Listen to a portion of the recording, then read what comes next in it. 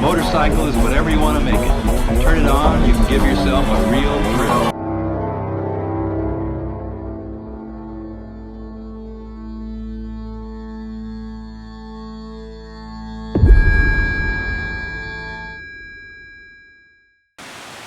What's going on, guys? This is Carl with the RacerRed channel.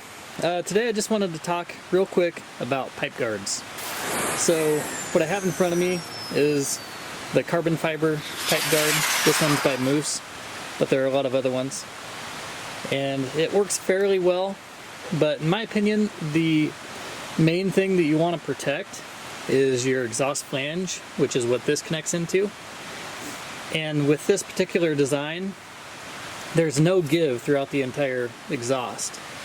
So the energy transfer has to happen somewhere, and generally that happens right at the exhaust flange. So it will bend this and possibly break your exhaust flange, which would be the least desirable outcome out of all of them. Also, this will create more heat because it covers a large portion of the exhaust with no ventilation. And it's $140 to $160 for a pipe guard similar to this. The pipe itself is only $230 for a top-of-the-line FMF gnarly exhaust. So the pipe guard is nearly as much as replacing the entire pipe. Also, this pipe guard does not look very good. Generally you buy this kind of guard just because they look really good and they cover a large portion of the exhaust. But after a few hits you can see this really doesn't look good. So I really thought about this and I thought about what kind of guard to use, or if I wanted to use a guard at all, because I know a lot of people are using just a pipe and letting the pipe dent. That way it absorbs some of the impact and saves your exhaust flange. So that's one way to do it. Here's what I've decided to do.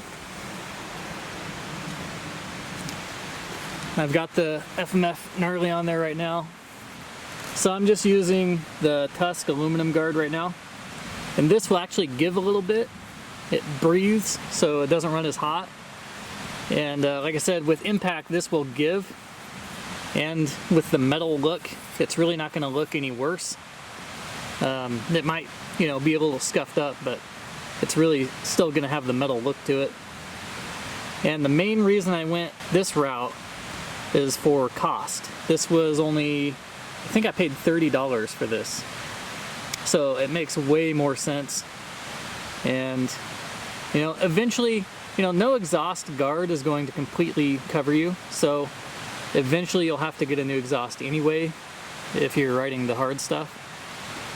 But the big thing right here is the exhaust flange guard that I put on there. I've had that sitting in my toolbox for over a year now, so I finally put that on there, and that's the main thing in my opinion that you need to protect, is that exhaust flange right there, which can break off. Even if your bike tips over, it can break that off. And that's a very expensive fix. I know that the composite pipe guards are another option. To me, those look ugly, and that's just my opinion. I'm just a guy on YouTube. That doesn't mean I'm all-knowing, but I do have a lot of experience riding dirt bikes, so this is just what I've come up with and what I use. This gives you enough coverage. It gives you the right coverage in the right areas. And, on top of the plastic ones and the composite ones looking ugly, they also have really bad reviews as far as braking. And on top of that, they stick out a lot farther in most cases, the ones that I've seen anyway.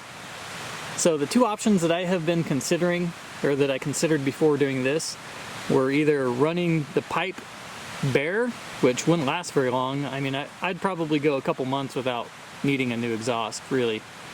So I decided to go with this guard on here, and that should get me at least a year of use out of this pipe without having to buy another one. Anyways guys, that's my setup and that's why I use it. If you guys have any questions or comments or have any opposing views on how this setup is put together, be sure to comment, subscribe to the channel.